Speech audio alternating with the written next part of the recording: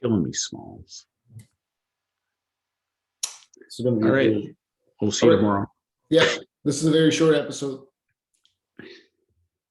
Maybe this is What going to else? get viewership. Today too, I got to, today is my 1 week reminder for Jamie about the app. So he told me, Yeah, that's true. if- Today's Thursday already. yeah, he told me if I don't hear from him in a week to reach out to him on WhatsApp. So Yeah. I'm going to do that later this morning, because I know he has the coaching call with his other group of students at 1 o'clock our time till 3 o'clock. So last week I talked to him at 3:30. So I think at 3:30 again, I'll ping him at 3:30. Even though that's that's going to be 8:30 his time. That's probably the best lead right now. Yeah, for sure. That's the most viable lead.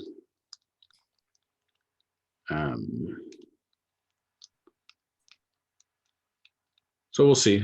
I'm cautiously optimistic.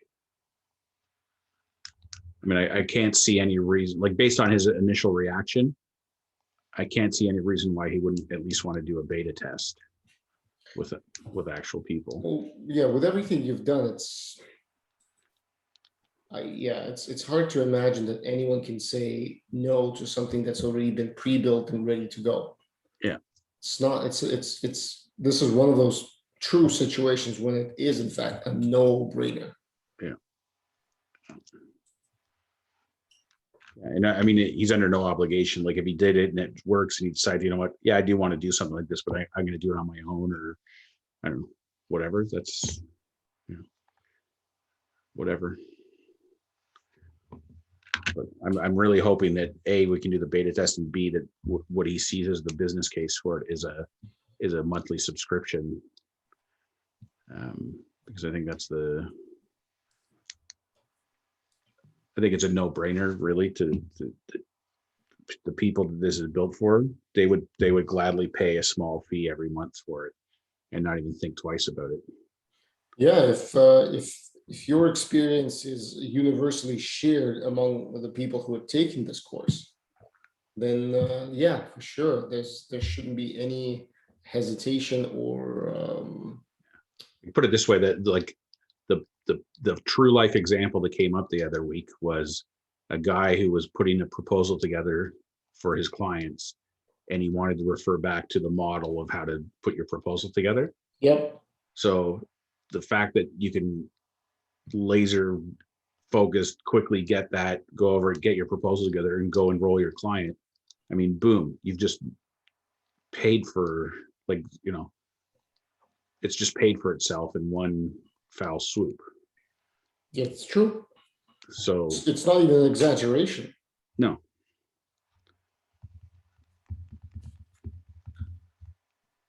So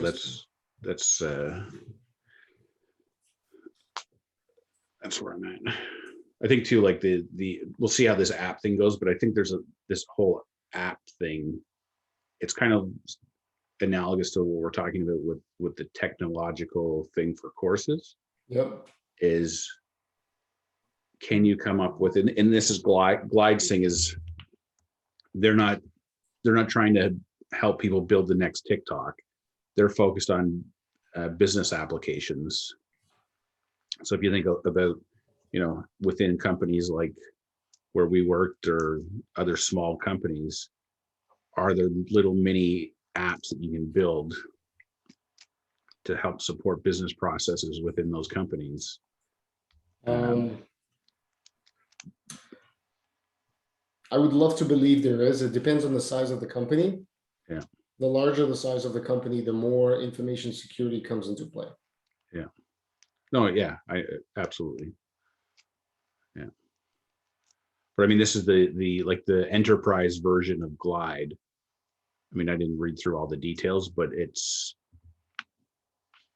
like the premise behind it is that they have got the security part covered.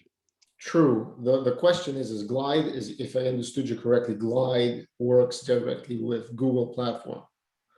So if Google is an approved platform within the company, Yeah. which is not a de facto state. Well, they've gone, they do integrate with Google Sheets, but they also have their own Glide table structure now. Okay. And where is that hosted? I'm not sure. I don't know the technology. Yeah, I know. I'm coming at this from a very enterprise approach because Yeah. unfortunately I was Let's just put it this way. These guys are like, that's their business model. Yep. So I'm going to assume that They're figuring that out. they're figured that part out. Yeah. Who's the alternative to Glide? I forget the names of them, but there's 2 or 3 other companies that Miguel has talked about. All right.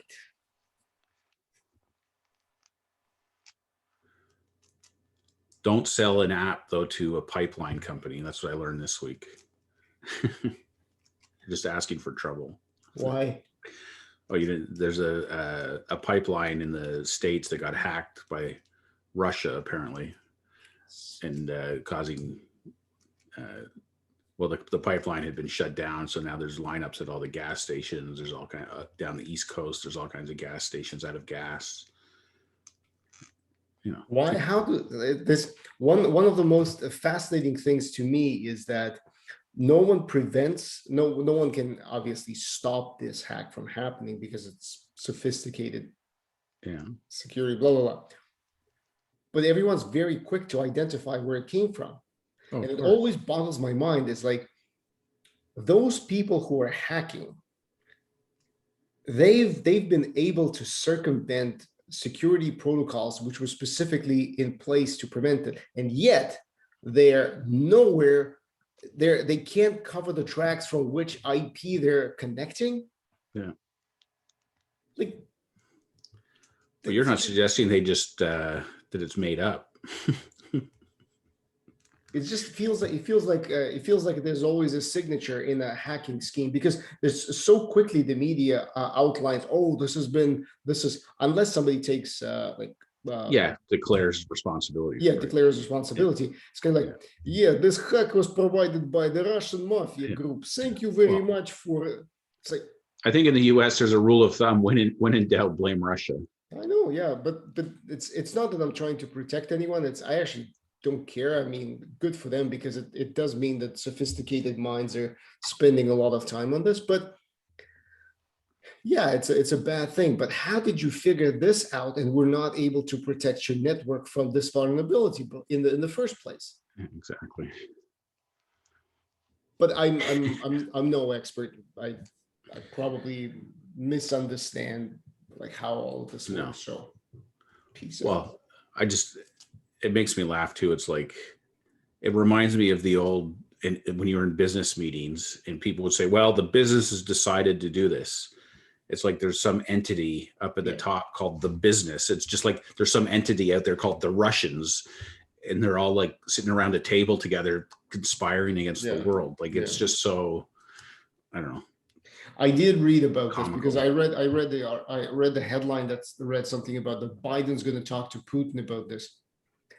It's almost like that should go well. If I was to translate that line, it's like Putin is directly involved in this hack attack. Yeah. And if he is, then why would you talk to him? Yeah. Yeah. What is he going to say? Like, oh, sorry. Putin was leaning over the shoulder of the guy while he was at his like, press enter. Yeah. Press enter now. I told you the code was actually this. Yeah. Change that script. Include the made in the USSR. Yeah. That's funny.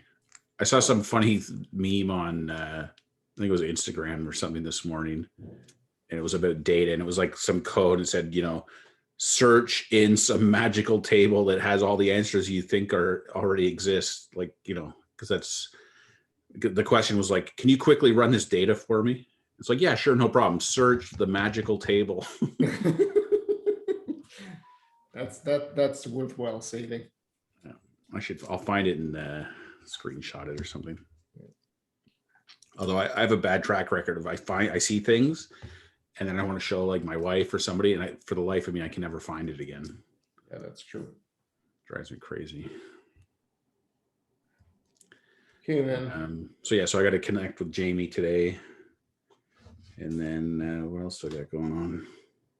Well, I've got a coaching call this morning at 10:30 with another peer coaching person. Mm-hmm.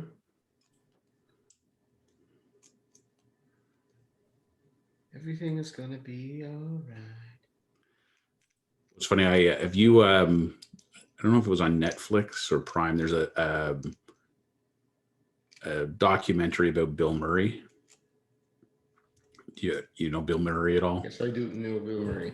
So because in I don't know if it was Caddyshack or whatever movie it was, he does this speech. It just doesn't matter. I don't think it was Caddyshack. It was a different movie. Anyway, it talks about like Bill Murray and a bunch of crazy stuff that he does, where he just shows up at like people's houses for house parties, or Wedding crashes somebody's wedding and takes pictures with them.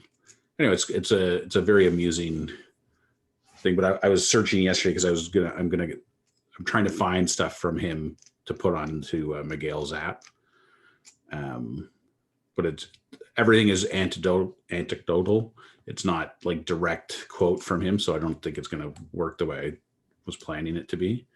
But anyway, it's attributed to him, but nobody knows if he actually said it.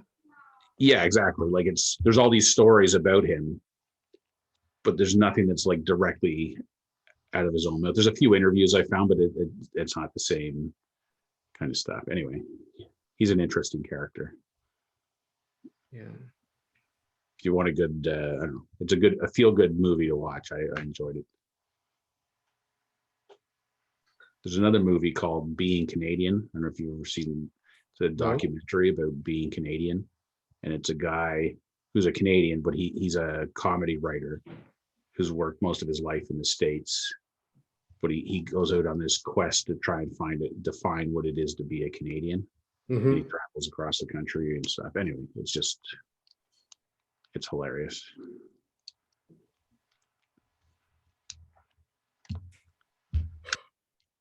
Brother.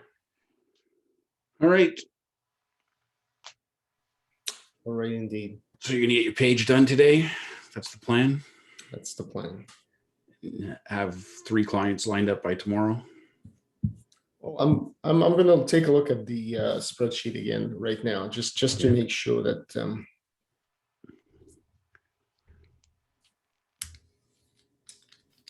Was thinking about getting back into Google Ads, trying Google Ads again. You were? Yeah, so was I actually at one point in time. But then see, that's the thing. Sorry, that's not the thing, but it's one of the things that got me thinking about Google Ads to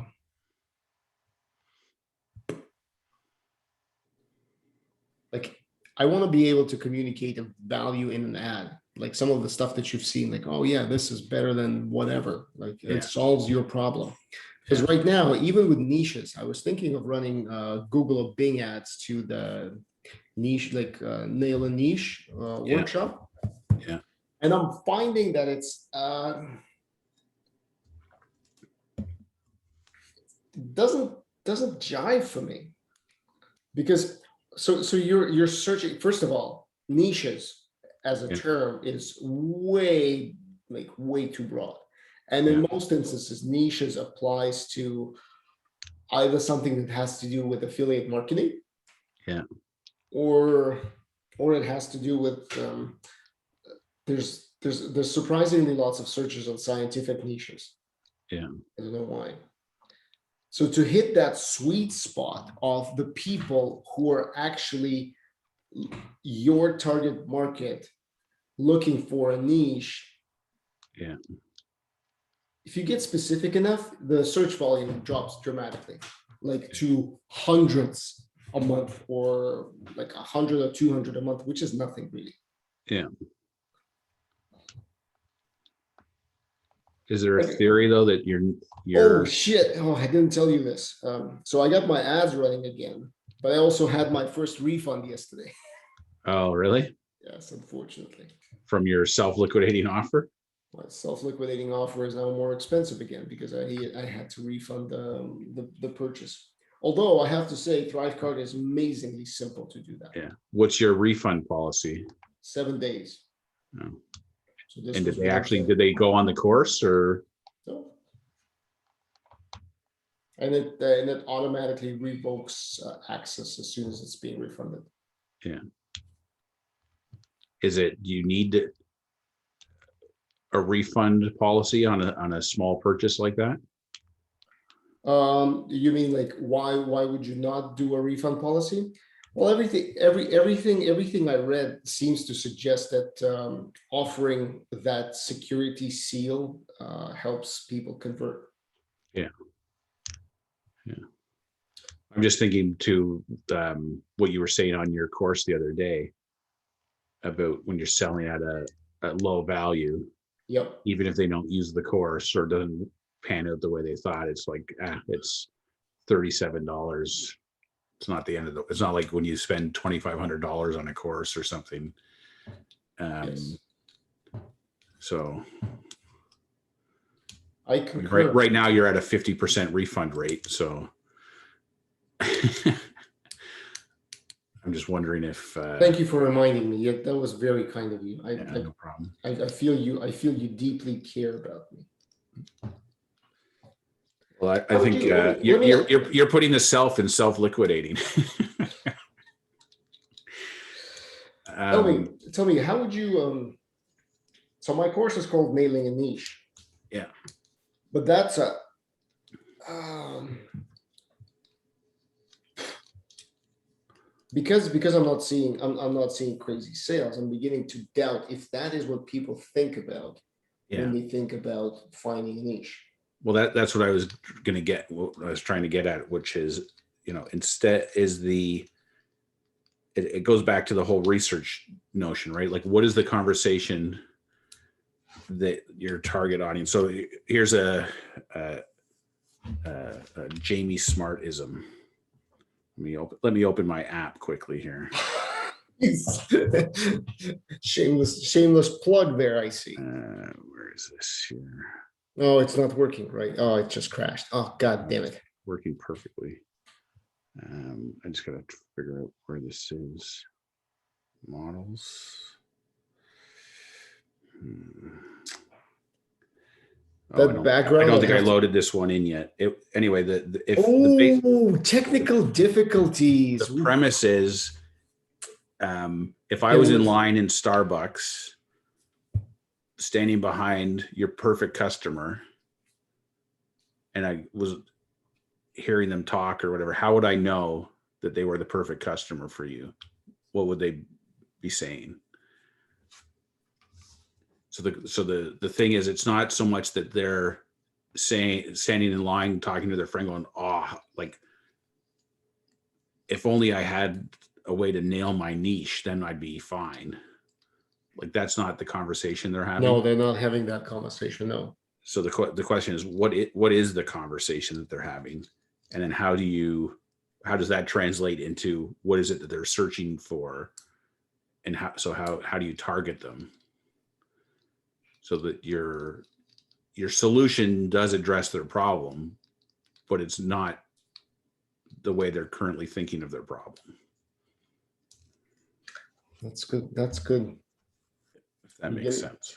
Mm. And that's the same dilemma I'm going through. Like, it's easy to say that and you go, oh yeah, that's bang on. Like, that's exactly it. And then you go back to your pad and pen. It's still nailing a niche. And you're like, what is it? What are they saying? And I mean, that's what I've found. Like, even the research I'm doing now for this new manager thing, like the two people I've had respond with answering the questions I've asked, they're experienced people managers themselves who have managers who work for them. But like, even their language and what they're saying is important to the new managers. Yep. It's not the right perspective. It's all true and accurate, but it's not I don't believe at this point it's not reflective of the conversation that the new manager is having with himself or herself Yeah. in the moment. So it's like,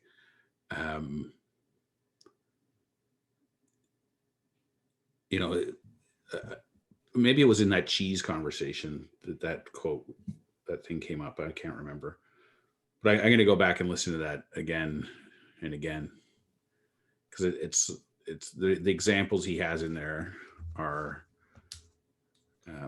See, I have another brilliant suggestion for you, which Yeah. you feel free to disregard because you always disregard my brilliant suggestions.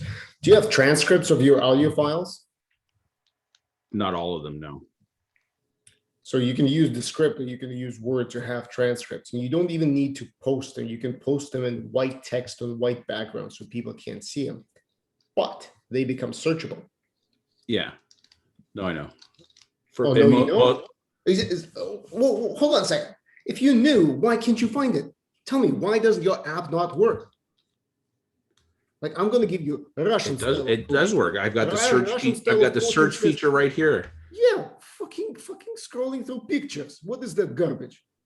Why is it not working? I needed to read my mind and give me the answer. It's working. I just don't. I don't have that particular quote loaded. User error, creator error in this case. Exactly.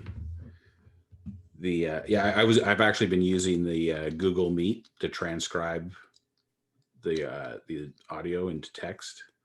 And it's like, if I had to put a number on it, I'd say it's 80%. Oh, really? Is that the one that we use to record the meeting? Yeah. That's smart, Greg. So why is it only 80%? I thought it was pretty good. Yeah, it's pretty good, but I don't know. Some of it is his accent. Some of it is like, it just mistakes words that sound similar. So you put this on play through the microphone. Is that how you do it? Yeah. So I basically, I snip the audio from like wherever I'm getting it from, Facebook or his course or whatever. And then I just play it, and I do an instant meeting on Google Meet, and just as it plays, it transcribes it. Cool. The challenge is it's all like, there's no timestamps throughout the whole thing. So if you're recording like a 30-minute thing, it's just one long conversation. Mm-hmm. So then when I go through, when I find the snippets that I want to use, then I have to listen to them. I still don't have a great process down yet, because in Audacity, yep, I can adjust the playback speed, mm-hmm. which I found very helpful, because you can, the slower you make it and it's still audible, then you can make corrections in the text as it's going, without having to go back and forth. Mm-hmm. But it's okay. It's not the best. None of that transcription software is 100%. No. Yeah.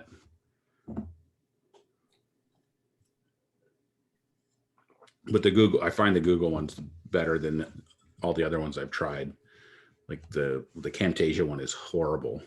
That's just a disgrace. If I were them, I would exclude it from the software, because it's more of it highlights how bad it is. Yeah. And yeah, it's not even usable. It's like, no, it's not usable at all. Yeah. There's one like it's just putting random text in it. Yeah. There's a glitch I have, which I thought was from my teleprompter app, but it turned out not to be. Because I use a teleprompter on my phone, and I record with my computer on Camtasia, but then on my phone, I create the SRT file from the script that I loaded into the teleprompter. Yep. And then when I import that into Camtasia, all of my apostrophes or quotation marks get turned into Asian characters. I don't know if it's Chinese or Japanese or whatever, but it's like an apostrophe becomes 3 or 4 Chinese symbols. Yeah.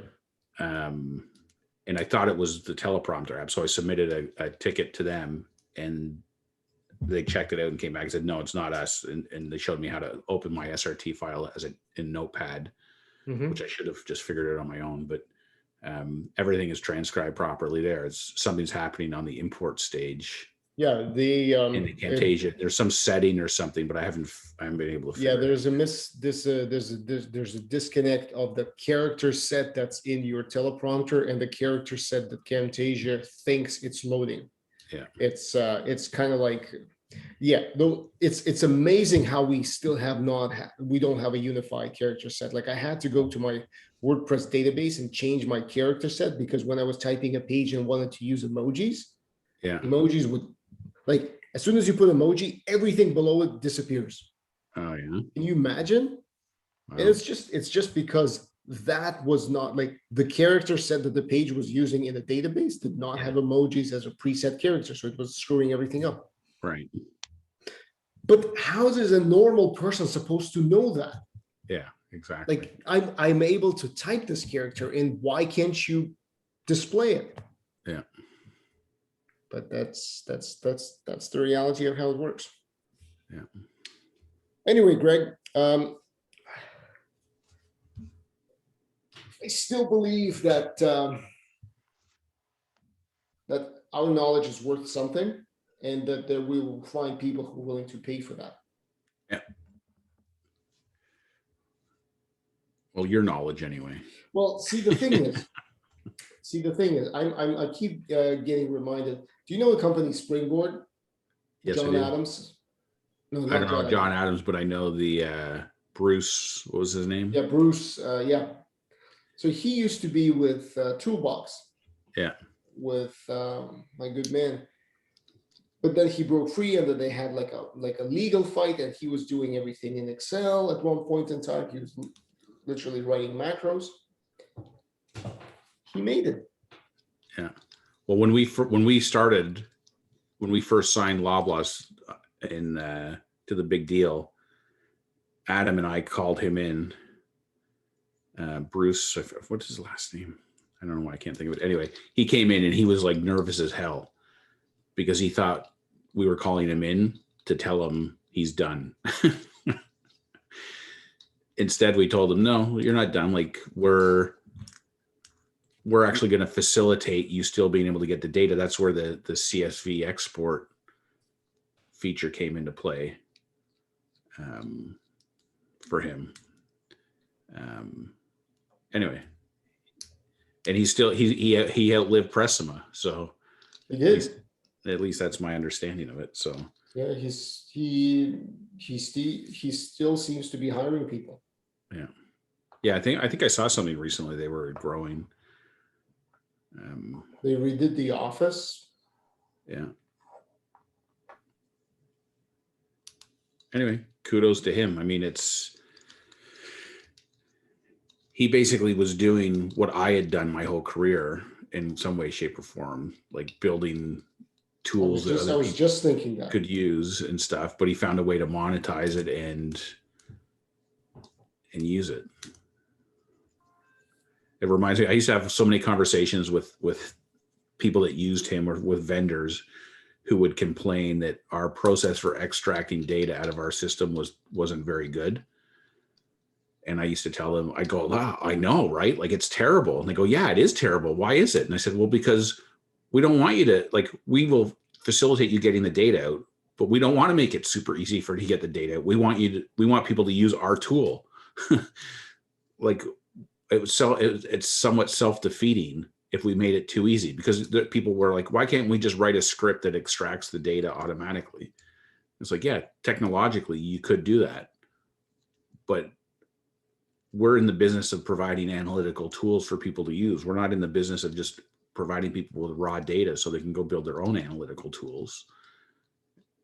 And then people be like, oh yeah, I guess that makes sense. And you're like, yeah, like, so you're gonna have to spend 30 minutes every Monday extracting your latest weeks of data. Like, tough shit.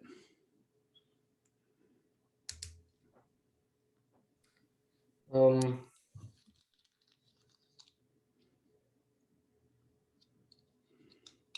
were the good old days.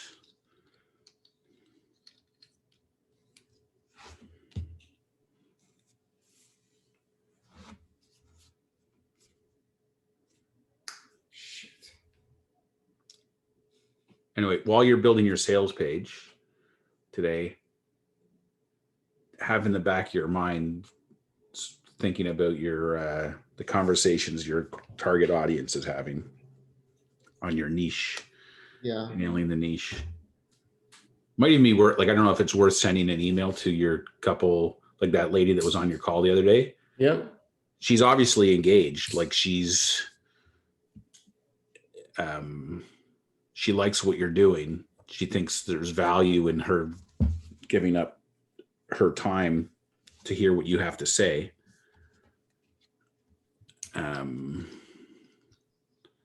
Maybe it's worth asking her, like, what are the conversations she's having with herself? Well, actually, it's not like I don't have it. I have 7 interviews, plus I have questionnaires filled out by people who are saying it. But Yeah. the terms that they use is, I am stuck. I don't know what to do. There's something that's stopping me from using exactly those terms because they seem vague. Or maybe I should just do them. You should just do it. What would happen if you did it? Nothing, just spend a few more dollars. Yeah. So are you a nutritionist who's feeling stuck and moving your practice forward? Even the moving your practice forward is not language that you probably use. No. But it's, thin it down to exactly what the words they use.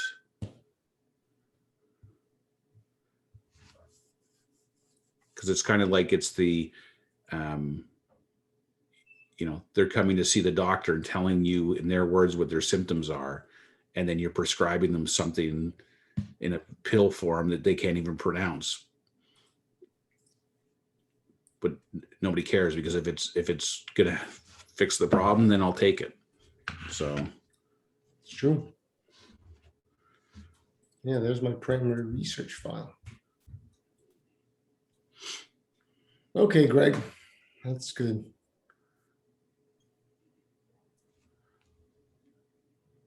And get rid of your guaranteed refund. I should probably do that, right? I don't know. For something that's like less than it's $37, right? Yep. Yeah. Like if somebody clicks on that and decides I'm going to buy it, it's buyer beware. It's like, you're not even making enough on it theoretically. Like as soon as you have to refund somebody, not only are you not making the money, but now you've lost money. Like put it this way, I guess depending what your refund rate is, you're better off not selling it. Well, yeah, at one point in time, I mean, the money that you're spending on ads will work against you because if you're not getting conversions. Yeah. No, I suppose the question is the refund critical to converting or not? I see that it would be in certain instances at certain price points. At a low price point, I don't know.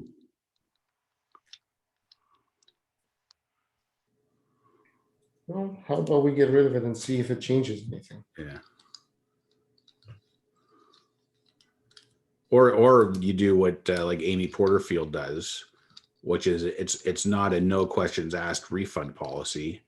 It's as long as you've made an effort to use the course and it just didn't meet your needs, then I'll happily refund you.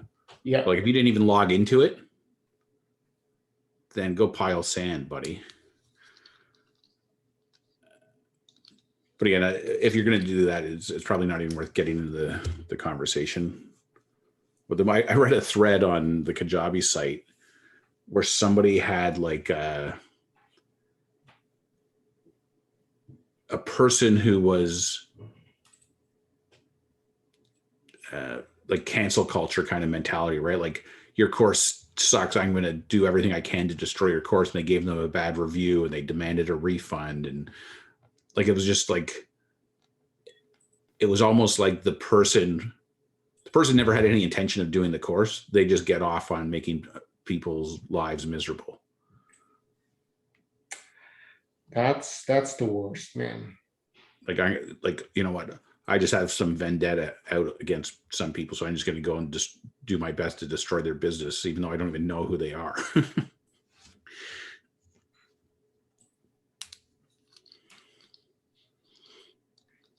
Well, that's society. That's society today.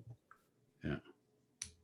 Seems to be quite a frequently observed MO.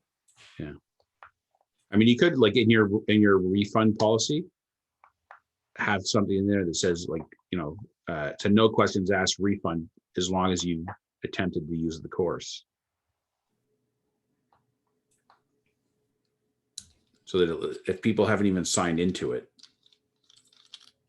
Yeah, you know what? I just removed it. I just removed it. I'm gonna change the verbiage and I'm gonna stop focusing on nutritionists and naturopath and make the ads broader. And then I'm gonna create another ad that just says, see, when I ask people about what's the #1 challenge is figuring out about how to start a business, no idea how to start a business and market myself, people not being open to hearing how business, like nutrition changes their lives, business, marketing, and all of that stuff. Rolling out the business was easy, but delivery to client was difficult. It's there's just not thank you. Your first coaching session was a tremendous success because realistically, there's not a single point there that says niche. Yeah. Not even closely saying niche. You know, you had the answer right in front of you the whole time. I just don't believe it. See, that's the thing. It's the curse of knowledge. It's like, I don't believe what I'm seeing myself. Yeah. Anyway. Here's my last coaching advice. Yeah. It's not about you. Yeah, this is the time that I want to get one of my. Here, wait. This one I think I can find.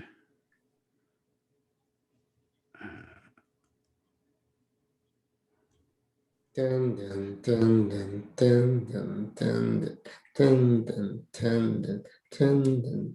It almost feels like he's on modem, right? For those who don't know what modems are, those are very slow internet connection devices. Dun, dun, dun, dun, dun, dun, dun, dun, dun, dun, dun. Wow, real life application sucks. Dun, dun, dun, dun, dun, dun. Okay, I gotta go. I'll see you tomorrow. All right. Did you not find it? No, I can't find it. This is the problem. I got so many things in my head that I think are on here that aren't on here.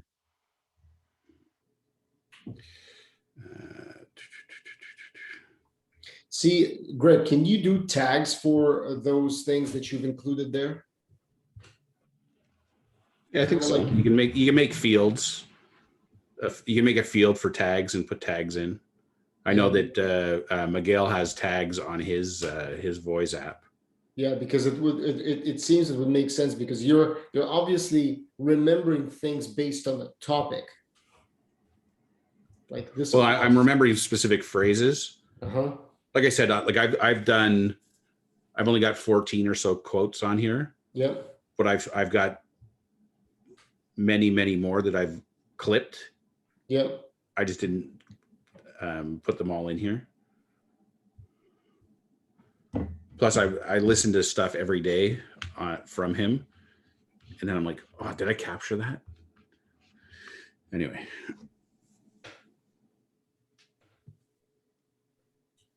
Okay, dude. I'll talk to you tomorrow. All right. Thank you for the advice. There's two things I need to do today. My pleasure. We'll see you tomorrow. Bye.